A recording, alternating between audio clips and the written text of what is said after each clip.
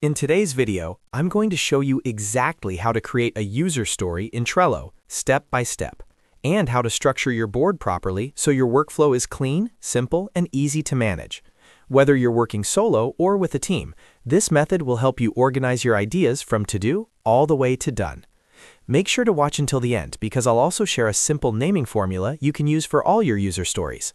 And if this video helps you, don't forget to like and subscribe for more Trello and productivity tutorials. Alright, let's get started. First, open Trello and go to your board. If you're creating a board specifically for user stories, you can name it something like Product Backlog, User Stories, or Project Workflow. Inside your board, the structure is very important. I recommend creating simple lists such as Backlog, To-Do, Doing, Review, and Done. If you want to keep it even simpler, you can just use To-Do, Doing, and Done. Now let's create your first user story. Go to the list where you want to store new ideas. This is usually the backlog or to-do list. Click on Add a card at the bottom of that list. This is where you'll enter your user story title. When naming a user story card, use this simple format. As a user, I want to do something so that I get some benefit. For example, you could write, as a content creator, I want to upload videos so that I can share tutorials online. Keep the card title clear and outcome focused. Avoid vague names like update page or fix issue. Be specific about the value. After typing the title, click Add Card. Now click on the card to open it. Inside the card, you'll see an option that says Add a more detailed description. This is where you expand on the user story. You can describe what the feature should do, any important notes, constraints, or acceptance criteria.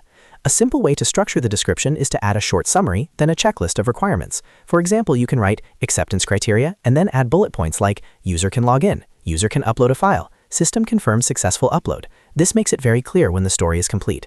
After adding the description, click Save.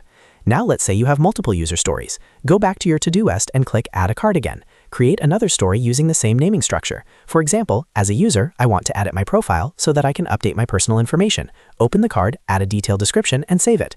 As work begins, you simply drag the card from to-do to doing. This visual movement helps everyone understand the progress instantly. When the task is being tested or reviewed, you can move it to review if you have that list. Once it's fully complete, drag it to done. To make your board even better, you can use labels for categories like front-end, back-end, design, or high priority. You can also assign team members to each card so everyone knows who is responsible. If the story is large, use the checklist feature inside the card to break it into smaller tasks. The key to managing user stories in Trello is consistency. Use the same naming format, keep descriptions clear, and move cards across lists as progress happens. This keeps your workflow organized and prevents confusion. So to quickly recap, create structured lists like to do, doing, and done. Click Add a card to create your user story, name it using the as a, I want, so that format, add a detailed description with acceptance criteria, and then move the card across your workflow as work progresses. That's it. You now know how to create and manage user stories in Trello in a clean and professional way. If this video helped you, make sure to hit that like button and subscribe to the channel for more simple and practical software tutorials. Thanks for watching, and I'll see you in the next video.